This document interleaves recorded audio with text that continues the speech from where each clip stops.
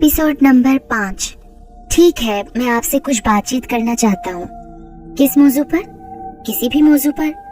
अफसरदगी, मायूसी और नाखुशी के मुतालिक। हाँ, अगर आप पसंद करें तो इस मौजू पर भी हम गुफ्तगू कर सकते हैं। मैंने जवाब दिया। कैथराइन ने कंधे उचकाए और उठ खड़ी हुई। वो आगे आगे खामोशी से चल रही थी और मैं 2 कदम पीछे उसके साथ साथ सर झुकाए चल रहा था। वो कुछ सोच रही थी और मैं उसको सोचने का पूरा मौका देना चाहता था, हत्ता कि वो मुझसे गुफ्तगू करने को तैयार हो जाए। चलते चलते कैथराइन रुकी और कुत्तों के भौंकने की आवाजें आनी शुरू हुई। मैंने चौंक कर सर उठाया तो देखा कैथराइन बहुत बड़े पिंजरे के पास खड़ी है, जिसमें भेड़ियों जैसे खूनख्वार कवि हैकल 2 कुत्ते सुर्ख जुबाने और नुकीले दांत निकाले कैथराइन पर गुर्रा रहे हैं। उनके जिस्म की बोटी बोटी फड़क रही थी और गैज़ो गजब में वो पिंजरे की सलाखों से बार बार भौंक रहे थे। यूं लगता था अगर वो इस वक्त बाहर निकल आए तो कैथराइन की टिक्का बोटी एक हो जाएगी। ये मंजर मुझे हैरत ज़दा बल्कि खौफज़दा करने के लिए काफी था। मैंने सोचा, क्या ये कुत्ते कैथराइन से इतने अरसे में कुछ भी मायूस नहीं हो सके जो इसे देखकर इस कदर रद्द अमल का इजहार कर रही हैं?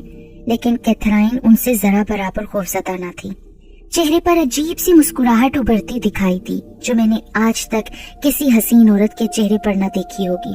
पिंजरे के पास रातब की बाल्टी हाथ में लिए जैकब खड़ा था। उसके चेहरे पर हवाइयां उड़ रही थीं। लरजती हुई आवाज में उसने कैथराइन से कहा, मैडम, आप यहाँ क्यों चली आई हैं? अगर इस वक्त मैं पिंजरा खोल चुका होता तो बहुत बुरा होता। ये कुत्ते बहुत खूनख्वार हैं। घबराओ नहीं जैकब, ये कुत्ते मुझे कुछ नहीं कहेंगे, ये मेरा कुछ नहीं बिगाड़ सकते। इतना कहकर कैथराइन मेरी तरफ पलटी। उसके चेहरे पर हनूज वही पुरस्कार मुस्कुराहट थी जो मुझसे नजरें मिलते ही यकलख्त गायब हो गई। वो अब पहले ही की तरह नॉर्मल नजर आ रही थी। फिर मेरे आगे चलते हुए उसने कहा, मेरा ख्याल है डॉक्टर पॉप, आप ठीक कहते हैं। चार्ल्स भी ठीक कहता है। मैं अफसरदगी और मायूसी का शिकार हो चुकी हूँ। हमें इस सिलसिले में बातचीत करना चाहिए। मैं समझती हूँ इसमें किसी का कोई कसूर नहीं, बस मुझे ही किसी की बद्दुआ लगी है शायद। ये आपका वहम भी तो हो सकता है मिसेस कैथराइन। ये बद्दुआ के चंद अल्फाज हमारी जिंदगी का रुख नहीं बदल सकते। महज एक रवैया होता है किसी के खिलाफ और कुछ नहीं। मैंने उसे कायल करने की कोशिश की। बहरहाल मिसेस कैथराइन, जो कुछ भी आप महसूस करती हैं या आपको यहाँ पेश आया है वो मुझे बताइए, शायद कोई नतीजा अखज़ किया जा सके। उसने गहरी नजर मेरी तरफ देखा और कहा, ठीक है, हम किसी वक्त इस मौजू पर बात जरूर करेंगे। और ये कहकर वो तेज तेज कदम बढ़ाती आगे निकल गई। ये गोया मेरे लिए रुखसत हो जाने का इशारा था। मैं वहीं खड़ा था और मेरे देखते देखते वो रिहायशी इमारत में गायब हो गई। उसके बाद सारा दिन मेरी उससे मुलाकात ना हो सकी, हत्ता कि उसने नाश्ता और खाना भी अपने कमरे में मंगवाया। अगले रोज सुबह मुंह अंधेरे जैकब दौड़ता हुआ मेरे पास आया। उसके चेहरे पर हवाइयां उड़ रही थीं और पूरा जिस्म थर थर कांप रहा था। उसकी हालत देखकर मैं हैरान रह गया। मैंने पूछा, क्या बात है जैकब? उसने कहा, माय लॉर्ड, आप खुद चलकर देखिए, मुझे तो यकीन ही नहीं आता कि ऐसा भी हो सकता है। ये कहकर वो आगे आगे दौड़ पड़ा। मैं उसके पीछे था। जब हम उन पिंजरों के करीब पहुंचे जिनमें जैकी और पैरी कैद थे, एक रूह फरसा मंजर सामने नजर आया। दोनों कुत्तों के जिस्म गर्दन से लेकर पेट तक बुरी तरह चीरे हुए थे। चारों तरफ खून ही खून था। यूं लगता था जैसे किसी देव हैकल जानवर ने उन्हें अपने पंजों से चीर फाड़ डाला हो। अभी मैं इस हैरान कुन वारदात का सबब समझने भी ना पाया था कि पीछे से एक मानूस खुशबू का झोंका आया। पलट कर देखा तो कैथराइन खरामा खरामा चली आ रही थी। उसके साथ मिसेस लियोन थी। मैंने संभल कर उनका इस्तकबाल किया और जैकी और पैरी के पिंजरे की तरफ इशारा करते हुए कहा, मैं हैरान हूँ कि इन कुत्तों के साथ हुआ क्या। इतने खूनख्वार और कवि हैकल कुत्तों को मारना किसी इंसान के बस में तो नहीं, और पिंजरे का दरवाजा अभी तक बाहर से लॉक है, लिहाजा किसी बड़े खूनख्वार दरिंदे का दाखिला भी नामुमकिन है। इस दुनिया में नामुमकिन कुछ भी नहीं डॉक्टर पॉप, कैथराइन ने सपाट लहजे में कहा और फिर वही गैर इंसानी सी मुस्कुराहट पल भर को उसके चेहरे पर आकर गायब हो गई। मैं हैरान रह गया कि मौत ख्वाह जानवर ही की हो, इंसान को कुछ देर के लिए रंज जरूर देती है। फिर औरतें तो इस मामले में और भी हसास और नरम दिल होती हैं, लेकिन ये कैसी औरत है? अचानक मुझे ख्याल आया कि ये मौका हाथ से ना जाने देना चाहिए। मुबादा कल की तरह फिर कैथराइन गायब हो जाए और कोई बातचीत ही ना हो सके। उधर चार्ल्स फैंग्रिफन मुझसे बहुत सी तवक्कुआत वाबस्ता कर चुका था और जल्द अज जल्द कोई नतीजा बरामद होने का मुंतजिर था। गोया ये एक चैलेंज था जिस पर मुझे पूरा उतरना था। मैंने मूड खुशगवार बनाने की कोशिश की, जैसे उन मनहूस कुत्तों की मौत पर मुझे भी जरा अफसोस ना हो। और फिर मैंने कहा, कैथराइन, कल आपने मुझसे वादा किया था ना कि थोड़ा वक्त बातचीत के लिए देंगी। हाँ ठीक है डॉक्टर पॉप, मुझे याद है। ये कहकर उसने एक नजर मिसेस लियोन की तरफ देखा, जो उसकी निगाहों का मतलब समझते हुए बगैर कुछ बोले कठपुतली की तरह वापस मुड़ी और किले की तरफ लौट गई। और हम दोनों चलते चलते उसी जगह पहुंच गए जहां कल सिलसिला कलाम मुनक़ता हुआ था। उसने कहना शुरू किया, मैं चार्ल्स से इतनी मोहब्बत करती हूँ कि बयान से बाहर है, और उस वक्त तक करती रहूंगी जब तक मेरे सीने में दिल धड़क रहा है। मेरी मोहब्बत में जरा बराबर फर्क नहीं आया। हाँ, अलबत्ता अपने रवैये में तब्दीली खुद भी मैं शिद्दत से महसूस करती हूँ। मुझे अपने शोहर की हालत पर भी तरस आता है जब वो मेरी बेतवज्जी या बदसलूकी से दिल बर्दाश्ता हो जाता है, लेकिन अफसोस कि मैं उससे अपनी इन जज्बात का इजहार भी नहीं कर पाती। जाने कौन सी गैर मर्ई ताकत मुझे ऐसा करने से रोकती है।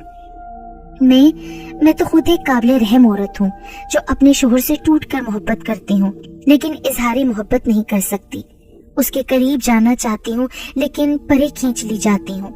मैं दिलो जान से उसकी वफादार हूँ, लेकिन बेवफाई का मुजाहरा करने पर मजबूर हूँ। आह, मजबूर और बेबस औरत। ये कहकर उसने मायूसी से सर झटका। चंद लम्हे वो खामोश रही, फिर बोली, मुझे नहीं मालूम कि मैं किस बेवफाई की मुर्तकिब हो रही हूँ, लेकिन उस बेवफाई की वाज़ेह असरात मेरे जिस्म में मुजस्सिम हो चुके हैं। ये कहकर बेख्तियार उसकी नजर फिसलती हुई अपने पेट पर आकर रुक गई। उसका चेहरा काबिल रहम हद तक मासूम लग रहा था। उसकी आंखों में आंसू तैर रहे थे जो उसकी शहादत दे रहे थे। मुझे यूं लगता है डॉक्टर पॉप, जैसे इस मनहूस किले में कोई एक ऐसी शैतानी ताकत मौजूद है जो मुझे मेरे प्यारे चार्ल्स से जुदा कर रही है, जिसके आगे मैं बेबस हूँ, मजबूर हूँ, और ये जानती भी नहीं कि मेरे साथ क्या हो रहा है। रूहानसी होकर कैथराइन ने अपना चेहरा दोनों हाथों में छुपा लिया। चंद लम्हे मौत का सकूत तारी रहा, फिर वो कहने लगी, मेरी बात का कोई भी शख्स यकीन नहीं करेगा, खसूसन आप जैसा डॉक्टर जो हर चीज को असबाब की कसौटी पर परखना जानता हो। आपके नजदीक बिला सबूत किसी शय का कोई वजूद नहीं हो सकता, लेकिन मिस्टर पॉप, मैं कहती हूँ ऐसा है। क्या तुमने यहाँ आकर इस किले के दरो दीवार में कोई चीज अजीब सी महसूस नहीं की? मुझे तो ये चीज उस वक्त ही महसूस हो गई थी डॉक्टर पॉप, जब मैंने इस मनहूस किले की शक्ल दूर ही से देखी थी। मेरी हालत खासी गैर हो गई थी, जिसे चार्ल्स ने महज ठंड लग जाने से ताबीर किया था। इस घर में आने के बाद यके बाद तीसरे ऐसे वाकयात होते रहे जो मुझे खतरे का एहसास दिलाते रहे, लेकिन मैं बेबस थी, बिल्कुल बेबस डॉक्टर पॉप। कैथराइन, तुमने ऐसा क्या महसूस किया था? मैंने अब की बार बेतकल्लुफ होकर पूछा। उसने कहा, सबसे पहली बात जो मुझे बहुत अजीब लगी वो इस घर में दाखिल होते ही मिसेस लियोन का मुझे तरहम आमेज नजरों से देखना था। उसका सलूक मेरे साथ बिल्कुल ऐसा था जैसे वो मुझे नन्हा सा बच्चा समझ रही हो। वो मुझे इस तरह निगाह में रखती जैसे कोई मुर्गी नौज़ायदा चूजे को परों में समेट लेने की कोशिश करती है। वो हर आहट पर इस तरह चौंक जाती जैसे कोई बला नाजिल होने वाली हो, और सहमी सहमी नजरों से मेरी तरफ देखती गोया मैं कुर्बानगाह की तरफ ले जाया जाने वाला जानवर हूँ। उसकी इस तर्ज़े मेजबानी से चार्ल्स को जाने क्यों गुस्सा आ गया और उसने मिसेस लियोन को खड़े खड़े कमरे से निकल जाने का हुक्म दिया। मैंने चार्ल्स को इतने गुस्से की हालत में पहले कभी नहीं देखा था। चार्ल्स को भी अपनी इस हरकत का अंदाजा हो गया। उसने फौरन मुझसे माजरत की कि शायद ये सफर की थकान का असर है, अब हमें आराम करना चाहिए। कैथराइन, ये मिसेस लियोन का क्या मामला है? घर में उसका खासा अमल दखल महसूस होता है। असल में डॉक्टर पॉप, मिसेस लियोन इस घर की पुरानी मुलाजमा है। उसका खानदान पुश्तों से फैंग्रीफन खानदान की खिदमत कर रहा है। मैंने अपनी जेब से सिगार निकाला और कैथराइन से इजाजत लेकर सुलगा लिया। वो मुझे मतवज्जा पाकर कहने लगी, यहाँ मुझे अलग बेडरूम दिया गया, हालांकि नई शादीशुदा जोड़े के लिए बहुत अजीब बात थी। वैसे भी कोई औरत उस वक्त तक अलग बेडरूम का सोच भी नहीं सकती जब तक मियाँ बीवी के ताल्लुकात कशीदा ना हो। मैं चार्ल्स से जुदा रहने का तसव्वुर भी नहीं कर सकती थी। अजनबी माहौल में बिल्कुल अलग थलग कमरे में रहना मुझे सख्त नागवार था, लेकिन हैरत है कि कोशिश के बावजूद मैं इस बारे में जुबान ना खोल सकी। जाने इस वक्त मैं आपसे ये सब कुछ कैसे कह पा रही हूँ डॉक्टर पॉप। मैं एक डॉक्टर हूँ, डॉक्टर से कोई बात छुपाई नहीं जाती मिसेस कैथराइन। कैथराइन ने इस बात का कोई जवाब न दिया और अपनी बात जारी रखते हुए बोली, हाँ तो मैं कह रही थी, उस पहली रात चार्ल्स मेरे ही कमरे में सोया, कोई ऐसी वैसी बात न हुई, सब कुछ हस्बे मामूल था। लेकिन सुबह जब मैं टॉयलेट गई तो एक बार अचानक मेरी वही हालत हो गई जो पिछले दिन फैंगलीफन आते हुए हुई थी। यूं महसूस हुआ कि किसी बहुत बड़ी अनदेखी मकड़ी की लातादार टांगों ने मुझे जकड़ रखा है, जो सर्द लोहे के मानद मेरे गोश्त में जकड़े जा रही हैं। इस जबरदस्त शिकंजे ने मुझे यूं बुरी तरह कस रखा था कि हरकत करना तो दरकनार, सांस लेना भी दुश्वार था। आंखों के आगे अंधेरा छा रहा था और कमरे में उठने वाली सर्द लहरों से हड्डियों का गूदा भी जमता हुआ महसूस हो रहा था। मुझ में बोलने की सकत थी और न ही हिलने की, मगर मैंने फैसला कर लिया कि हर कीमत पर उस नादीदा बला से छुटकारा पाऊंगी, वरना शायद मेरा दम घुट जाता। मैंने खुदा का नाम लिया, अपनी तमाम तर कुव्वतें जमा करके गुसलखाने से बाहर निकलने की कोशिश की, लेकिन मेरी टांगे मेरे जहन का साथ नहीं दे रही थी। मुझे यूं लगा जैसे मैं सदियों से इस अजियत में मुब्तला हूँ। आखिरकार मैंने अपने जिस्म को हरकत करने पर मजबूर कर दिया और दरवाजा खोलकर किसी अपाहिज की तरह बाहर निकल आई। सामने ही खिड़की खुली थी। मैंने घसीटते हुए खिड़की का रुख किया ताकि ताज़ा हवा में सांस ले सकूं। खिड़की की सिल पर हाथ रखकर मैंने लंबे लंबे सांस लिए और आहिस्ता आहिस्ता उस नादीदा बला की गिरफ्त जैसे मेरे वजूद से नर्म पड़ने लगी। चंद लम्हे बाद एक साया सा खिड़की से बाहर जाता दिखाई दिया और मैं उस कैफियत से पूरी तरह आजाद हो गई। फिर तुमने क्या किया कैथराइन? क्या चार्ल्स को बताया था? हाँ बताया था, लेकिन उसने ये कहकर मुझे तसल्ली दी कि शायद आबो हवा की तब्दीली से ऐसा हो गया हो। तुम्हारी तबीयत शायद ठीक नहीं, कुछ दिन आराम करो। डॉक्टर पॉप, मैं जानती हूँ कि ऐसा नहीं है। यहाँ जरूर कोई ऐसा भेद है जिसे ये लोग मुझसे छुपाना चाहते हैं, हत्ता कि चार्ल्स भी। तुम्हारे ख्याल में क्या हो सकता है कैथराइन? ये मैं कुछ यकीन से नहीं कह सकती डॉक्टर पॉप, लेकिन अगर तलाश किया जाए तो जरूर कोई बात सामने आ जाएगी। कैथराइन ने पूरी यकीन से जवाब दिया और फिर उठ खड़ी हुई। उसके सुनहरे बालों की आवारा लटें हवा से उड़ रही थी और जालिम हसीना का हुस्न कुछ और ईमान शिकन हो गया था। आओ डॉक्टर, मैं तुम्हें वो जगह दिखाऊं जहां मैंने पहले दिन सैर करते हुए अजीबोगरीब मंजर देखा था। ये कहकर मेरे जवाब का इंतजार किए बगैर वो आगे आगे चलने लगी। हम चलते चलते एक गैर आबाद सी जगह पहुंच गए थे, जहाँ एक छोटी सी टेढ़ी मेढ़ी पगडंडी छोड़कर इर्द गिर्द झाड़ झनकार उगा हुआ था। सूखे दरख्तों के तने इधर उधर बिखरे पड़े थे। जमीन भी गैर हमवार थी। मैंने इस ख्याल से कि कैथराइन उम्मीद के आखिरी दिनों में थी, उसे अपना हाथ थामने की पेशकश की, लेकिन उसने इनकार कर दिया। वो अपने भारी वजूद के साथ किसी बेफिक्रे बच्चे की तरह उछलती कूदती चली जा रही थी। अब खासे घने और पुराने दरख्तों का जखीरा शुरू हो गया था। जगह जगह कीचड़, पानी, दरख्तों की उभरी हुई जड़ें और छोटे छोटे पत्थर थे, मगर उसकी राह कुछ भी हायल न हो सका। बल्कि सच ये है कि उसकी तेज रवि का साथ देते मैं हाँप गया था। बमुश्किल उन दुश्वार राहों पर चलते हुए मैं सोच रहा था, खुदाया ये औरत किस मिट्टी की बनी है। ऐसी हालत में जब औरतें 4 कदम चलते हुए परेशान हो जाती हैं, ये सरपट भागे जा रही है। फिर अचानक वो ठहर गई। लामहला मेरे कदम भी रुक गए। अब जो अपने इर्द गिर्द देखने का मौका मिला तो पता चला कि हम तो एक कब्रिस्तान में खड़े हैं। मेरी नजर कैथराइन के चेहरे की तरफ उठी। वो मुस्कुरा रही थी, लेकिन ये वो हसीन मुस्कुराहट हरगिज न थी जिसका मैं पहली निगाह में कायल हो चुका था, बल्कि ऐसी अजीबोगरीब और पुरअसरार मुस्कुराहट थी जिससे मुझे खौफ महसूस हुआ। वो बाजू फैलाए किसी तरफ इशारा कर रही थी। मैंने इशारे की सिमत देखा तो चंद टूटी फूटी पुरानी कब्रें थीं, जिनकी सिलें किसी अजदहे के टूटे दांतों की तरह बिखरी हुई थीं और फिजा मिट्टी की मखसूस पुरानी बू से मामूर थी। यही वो जगह है डॉक्टर पॉप जहाँ पहले दिन मैं सैर करते करते आ निकली थी, या शायद तकदीर का लिखा मुझे यहाँ खींच लाया था। यहाँ मेरे शोहर की आबाओ अजदाद की कब्रें हैं और एक दिन मुझे भी यहीं आकर सो जाना है। डॉक्टर, आपको शायद एक नौजवान औरत जो उम्मीद से भी हो ऐसी बातें करते अजीब लगे, मगर मैं सच कह रही हूँ कि पहले पहल बहुत खौफ महसूस हुआ, लेकिन ये खौफ मुझे पीछे हटने या वापस जाने पर मजबूर न कर सका था। जाने क्या चीज थी जो मुझे इस कब्रिस्तान की तरफ खींच रही थी और जिसके आगे मैं अपने आप को बेबस पा रही थी। और अब तो यूं कहना चाहिए कि इस जगह आए बगैर मुझे चैन ही नहीं मिलता था। ये कहते हुए कैथराइन ने मेरा बाजू थामा और घसीट कर आगे चली गई। मैं किसी कठपुतली की तरह उसके साथ साथ चल पड़ा। एक बोसीदा और निस्बतन चौड़ी कब्र के करीब पहुंचकर वो रुक गई और बोली, ये मेरे शोहर चार्ल्स के बाप की कब्र है। इसका पत्थर और सलीब अभी जमीन में नहीं धसे और शायद कफन हनूज सलामत हो और लाश मुकम्मल तौर पर अभी खत्म भी न हुई हो। और ये गोश्त के सड़े हुए लोथड़े हड्डियों से झड़-झड़ कर गिर रहे हों। क्यों डॉक्टर, एक लाश को मुकम्मल तौर पर खाक होने में कितना अरसा दरकार होता है? अचानक उसने सवाल किया। उसकी आंखें बिल्कुल गैर मर्ई अंदाज में चमक रही थीं। मैं हैरान था कि इसका क्या जवाब दूं, बल्कि एक हसीना के मुंह से ऐसी होलनाक बातें सुनकर मेरा दिल दहल रहा था।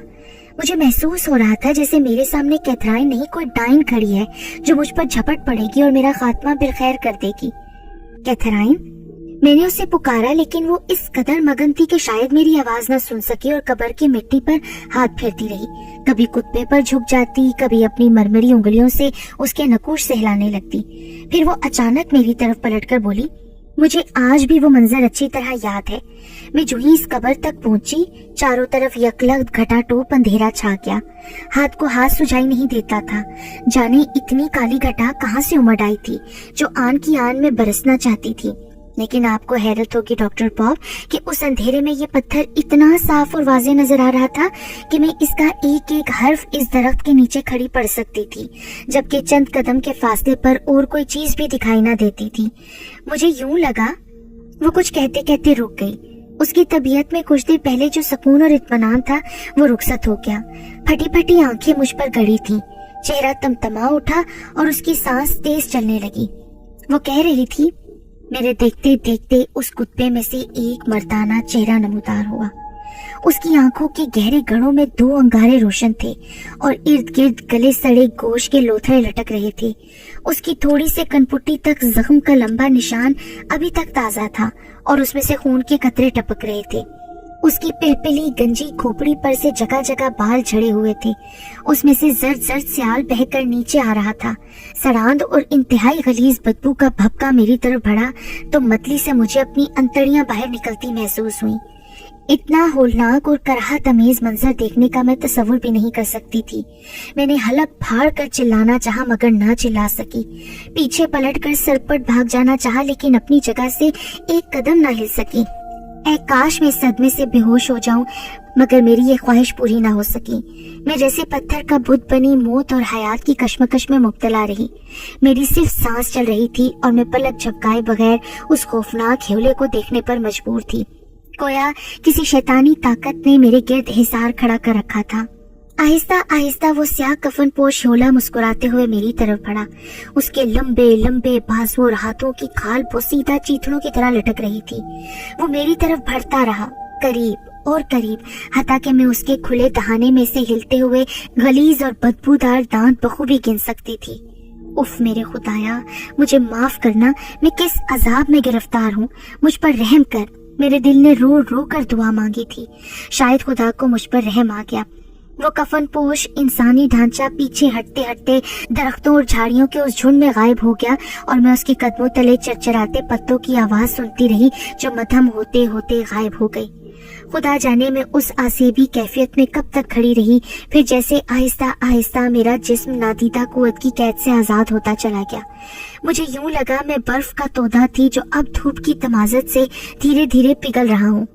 कुछ देर कबल छा जाने वाली धुंध और घटा यकसर गायब थी और सूरज की नर्म नर्म किरणें मलकचे अंधेरे में दरख्तों के पत्तों से छन छन कर आ रही थी। जो ही मैंने महसूस किया कि मेरे हाथ पैर अब मेरे इख्तियार में लौट आए हैं, सर पर पांव रखकर इस तरह भागी कि चंद मिनटों में अपनी रिहायशी इलाके में मौजूद थी। इतना कहकर कैथराइन खामोश हो गई। अब वो पुरसकून नजर आ रही थी और पांव से हल्की हल्की ठोकरें लगाकर कब्र की मिट्टी से खेल रही थी। हाँ डॉक्टर, तो आप क्या कहते हैं? आपकी साइंस और आपका इल्म क्या कहता है? तो गोया ये भूत। अभी मैं कुछ कहना चाहता था कि उसने बात काट दी। भूत नहीं डॉक्टर, वो इंसान था। मैंने अब इस वक्त भी उसे इन दरख्तों के बीच से गुजरते देखा है डॉक्टर। तो फिर ये यकीनन कोई खस्ता हाल बूढ़ा शख्स होगा जो इस जंगल में तन्हा जिंदगी के दिन गिन रहा है। नहीं डॉक्टर, आप राय कायम करने में बहुत जल्दबाजी का मुजाहरा कर रहे हैं। हालांकि ये मामला इतना सीधा नहीं जितना आप समझ रहे हैं। आप जरा आगे तो सुनिए। मैं अपने कमरे में पहुंचकर बिस्तर पर गिर गई और घंटों उस होलनाक वाक़े पर गौर करती रही। फिर एक फैसला करके अपनी तमाम तर कुव्वतें जमा की और नीचे लाइब्रेरी में आ गई। चार्ल्स मुताले में मसरूफ था। वो मुझे देखकर खुश हुआ, किताबें छोड़कर मेरे पास आ गया। वो शायद मुझसे खुशगवार मूड की तवक्का कर रहा था, लेकिन जो ही मैंने ये किस्सा छेड़ा उसके चेहरे का रंग उड़ गया, जबड़े भिंच गए और वो गहरी सोच में डूब गया। मैंने उस वाक़ये के बारे में जानने पर इसरार किया, मगर वो कोई जवाब ना दे पाया। अलबत्ता मेरी मुसलसल जिद और परेशानी के पेश नज़र उसने बज़ाहिर लापरवाही से इतना कहा कि मुमकिन है ये वो गेम कीपर हो जो इस इलाके में रहता है।